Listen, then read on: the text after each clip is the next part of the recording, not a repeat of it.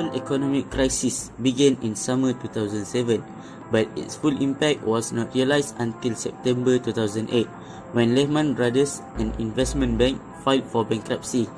The global economic crisis began in the West, but it had an impact on all economies throughout the world. Of course, the United States and Europe were the principal victims of the crisis, and it can be stated that countries like India and China escaped relatively untouched.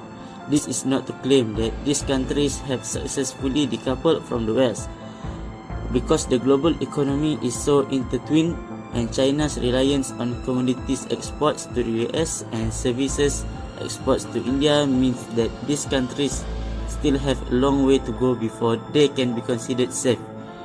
The point is that the United States and Europe were severely harmed by the crisis, and it is still unclear when, if ever, these countries and economies will be fully recovered. The first thing we'll be looking into is what is the abuse of rights and the global economic crisis. Generally, abuse of rights is a legal action that causes annoyance, harm, or injury towards other individuals. The abuse of rights has a lot of factors that could be explained. There's abuse of rights towards money, there's abuse of rights towards power, socials, and loads more. Now, we'll be looking deeper into some of the factors of abusing rights, such as money and power. Money is one of the most powerful sources of greed. With wealth, nearly everything can be achieved. Therefore, it is one of the main factors for abuse of rights. Some people couldn't afford much compared to the ones who can. And when the economy plunges, money is the primary source of survival. It'll be a difficulty towards the people who earns just enough or barely enough to survive the week. There's also people who lives in poverty. Therefore, surviving through the economic crisis will be much more strenuous than before. On the other side of the coin, people who earn enough or more than that lives a lavish life, and surviving an austerity such as this, which is having an economic crisis, is not much of a problem. You see the difference there? One thing to look at whenever issues such as the downfall of global economy was the scarce of an everyday product.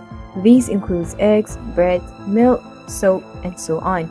As you know, this everyday item is very substantial for an everyday life, as we, a human being, needs to eat and keep clean daily. Taking an example for the global economic crisis is COVID-19. During the early period of the pandemic, there's an issue where people were panic buying due to lockdowns. This is where abusing rights comes in, as the individuals who could afford so much produce could hover them all at once, leaving nothing to others who are also in need of them to survive the week. Another factors of abuse of rights that are heavily emphasized are the use of powers. Wealth is one issue during the global economic crisis.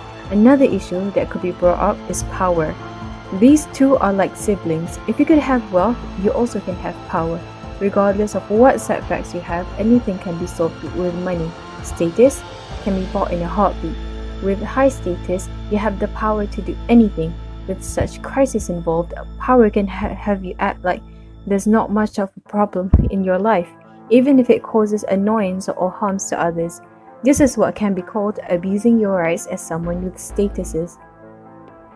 After explaining the factors of abuse of rights, especially when a global economic crisis happens, you may wonder, what is a global economic crisis? A global economic crisis is a financial crisis that affects many countries at the same time, hence the word global. To put a case in the point, we have issues such as COVID-19, the Great Depression that happened in 1932, the international debt crisis during 1982. The effects of the abuse of rights and the global economic crisis. The abuse of human rights and the global economic crisis goes hand in hand. They are like two peas in a pod. They are complementary to each other, meaning if something occurs with the global economy, human rights will follow too. Human rights and the global economy are two of the most prominent and influential features of this generation, to say the least. We have seen how it has impacted the world when the COVID-19 pandemic took its course. The global economic crisis is wreaking havoc on people's lives and livelihoods all over the world, and it's quickly becoming a human rights crisis, which is why it is important to analyze and study thoroughly the effects of the abuse of rights and the global economic crisis. First, let's talk about the abuse of human rights. Human rights violations have a significant negative impact on both individuals and society. For example, if people's political rights are violated, they are unable to choose their preferred leaders. They are deprived of the ability to make choices, and they have no say in how they are governed. This enables a patronage and corruption system to rule over people, impoverishing them in the process. When socio-economic rights are violated, it makes it difficult for poor children to attend school or for all to receive a quality education, which means the poor will continue to suffer. Women are barred from participating in sports if their rights are violated or abused. Human rights violations are not only morally wrong, but also short-sighted. Instead, human rights is an excellent investment to oneself. The right to education, food, clean water and sanitation, adequate healthcare and housing, the right to participate in community decisions, and the right to a living wage are not impossibly lofty and attainable ideals. They build strong institutions based on the rule of law and resilient and prosperous communities. Moving on, the global economic crisis has been going on for quite some time now.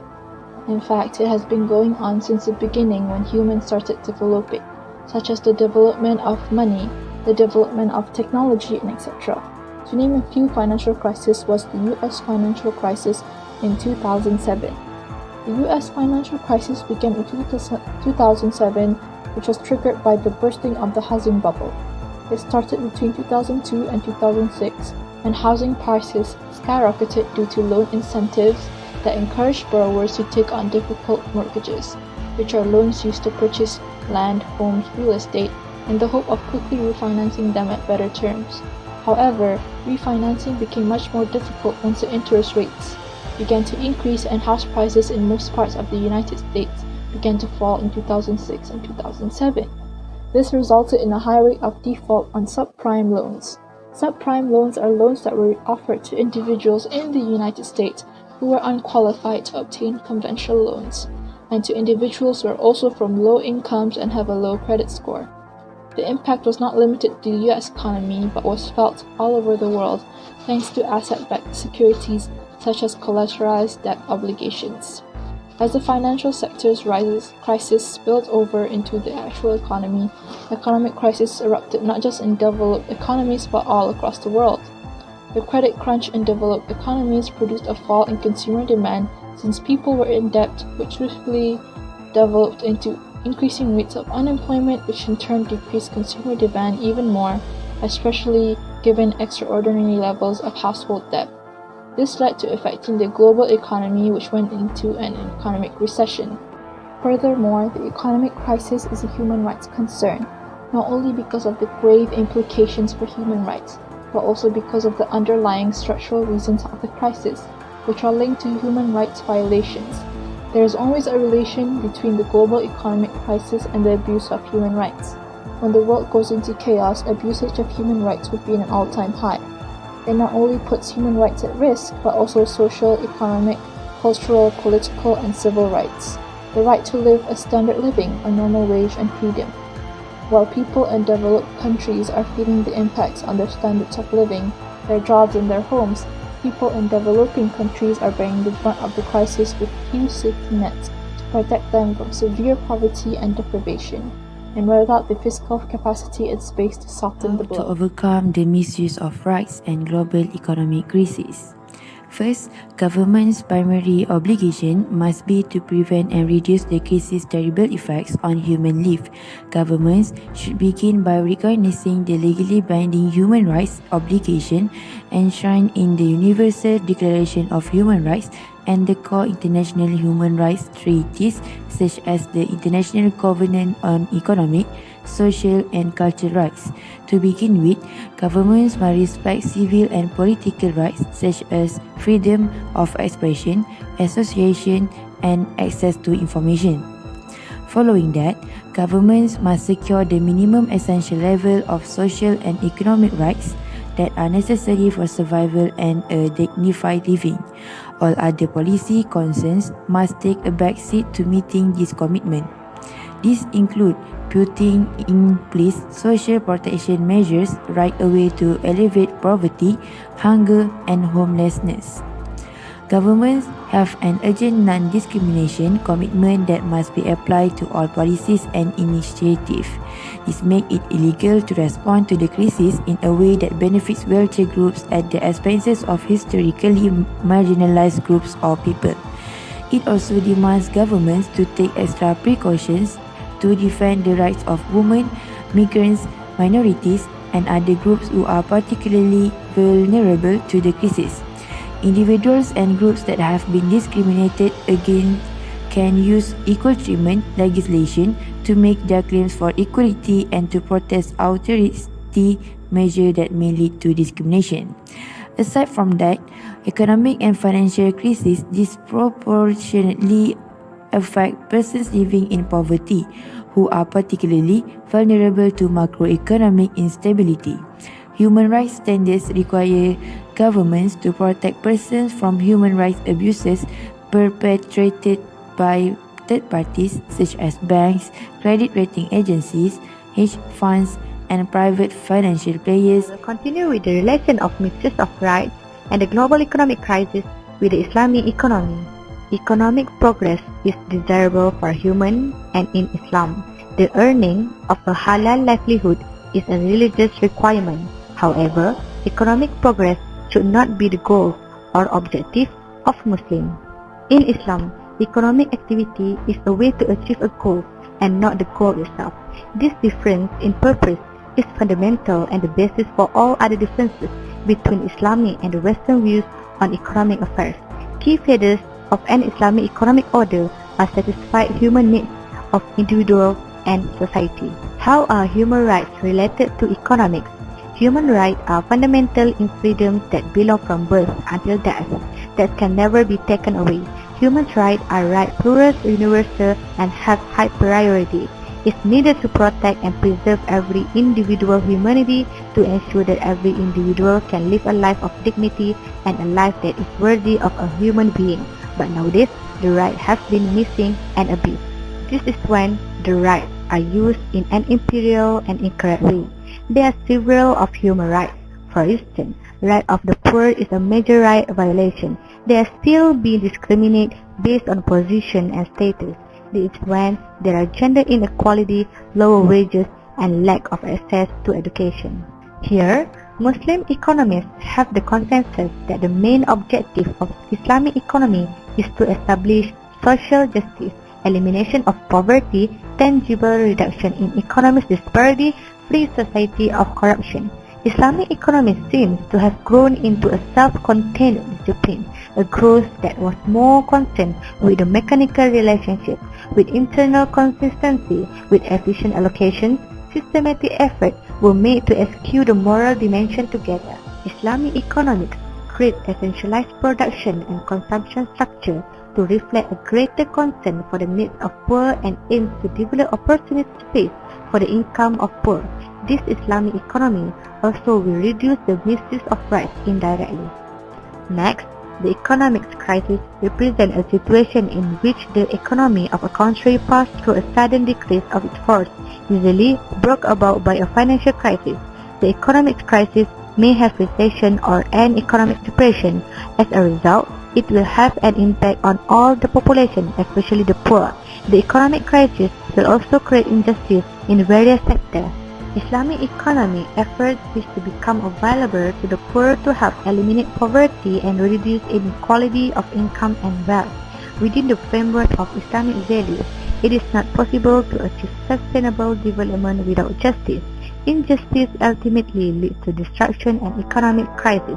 Here, the global economic crisis can be mitigated by Islamic economy. SDG 8 and 16 be achieved.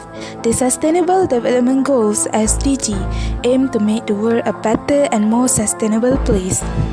Sustain, inclusive and sustainable economic growth, full and productive employment, and decent work for all is the 8 Sustainable Development Goals. It reinforces the interdependence of economic, social, and environmental policy, as well as full employment and good work. To accomplish SDG 8, an integrated approach that meets the goals of economic growth for the economy, society, and the earth is required is resource decoupling and inclusion. The question of whether SDG 8 can be achieved or not, we can figure out through global development of economic growth. And economic gross domestic product (GDP) is a measure of total production. If we look at the GDP from 2020 to 2022, at first the GDP declined, but fortunately it increases in 2021 and 2022.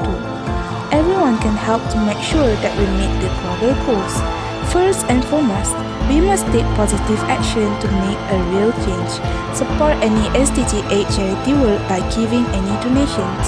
Our support towards these goals is crucial, whether big or small the support is given. Furthermore, the four major determinants of economic growth are human resources, natural resources, capital formation, and technology, but the importance of each determinant was always different. Human actions influence the growth rate of an economy. Obviously, we are included in the determinants of economic growth. Next, Goal 16 is to foster peaceful and inclusive societies for long-term development, ensure that everyone has access to justice, and create effective, responsible, and inclusive institutions at all levels. Conflict, insecurity, poor institutions, and limited access to justice make it impossible to fulfill this goal. However, we should live in a peaceful society founded on the rule of law with stability, human rights, and good governance. To achieve this goal, compassion and a strong moral compass are essential to every democratic society. We must ensure that we have strong institutions, global standards of justice, and a commitment to peace everywhere. To settle these challenges and build a more peaceful, inclusive society, there need to be more efficient and transparent regulations put in place and comprehensive, realistic governing budgets. Also, failure to adhere to international human rights standards and protect human rights weakens peacemaking, peacekeeping, and peace-building efforts in that particular country. In our point of view, we strongly agree that SDG 8 can be achieved. In short, to achieve SDGs 8 and 16, it is most important to harmonize economic growth, social inclusion, and environmental protection.